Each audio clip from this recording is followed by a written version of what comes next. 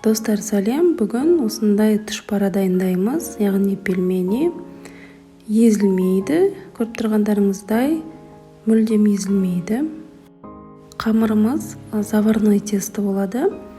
Оған ұнға тұз саламыз, жұмыртқа, бір дана жұмыртқа, өсімдік майы және ыстық су құямыз. Суымыз өте ыстық, қазір қайнаған.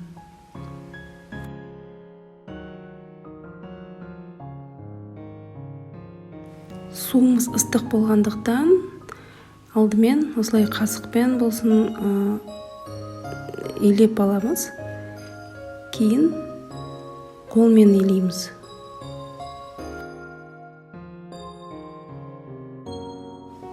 Қамырымыз осылай басында ыстық болады.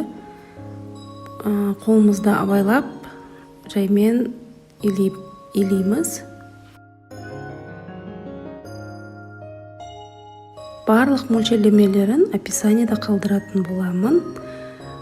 Басында ұн көптеу болып көрінуі мүмкін, бірақ ешқандай да суды құймаңыздар. Осы иін қандыра келе барлық ұнымыз, яғни кетеді.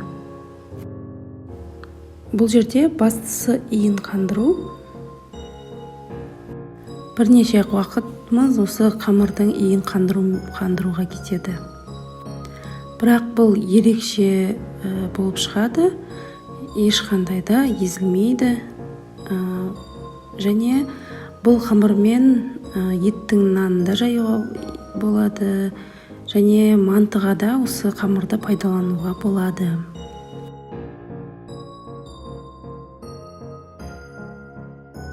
Мінеке, қамырымыз дайын болды.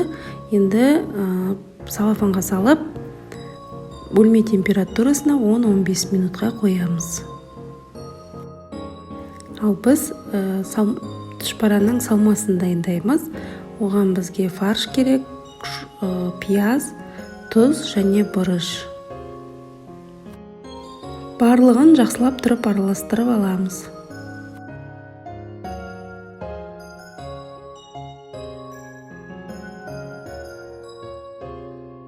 Келесі қамырымызды 3 бөлікке бөлеміз.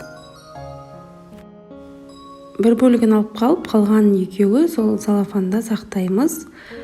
Қатып кетпеу керек қамырымыз.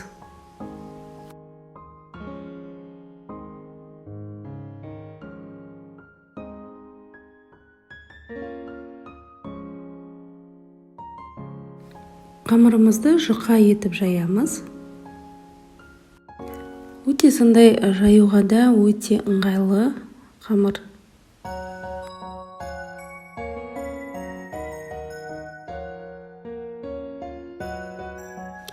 Мінеке, осылай жұқа етіп жайып алдық.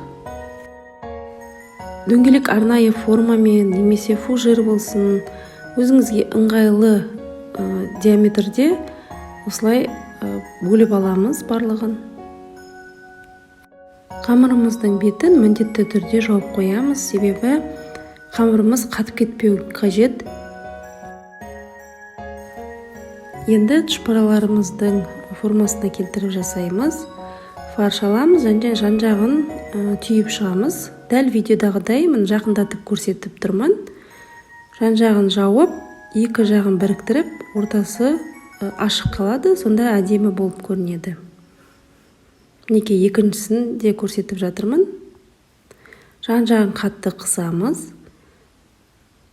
Екі жағын бекітеміз бір-біріне, және ортасы ашық қалады. Барлығын осылай түйіп шығамыз. Дайын болған тұшпараларды осылай тегіс ыдысқа араларын ашып, жинап, тегістеп, морозилкеге 2-3 сағатта қатырып аламыз. Қатқаннан кейін салафанға салып сақтаймыз. Жалпы тұшпара морозилкеде 3 айға дейін сақталады.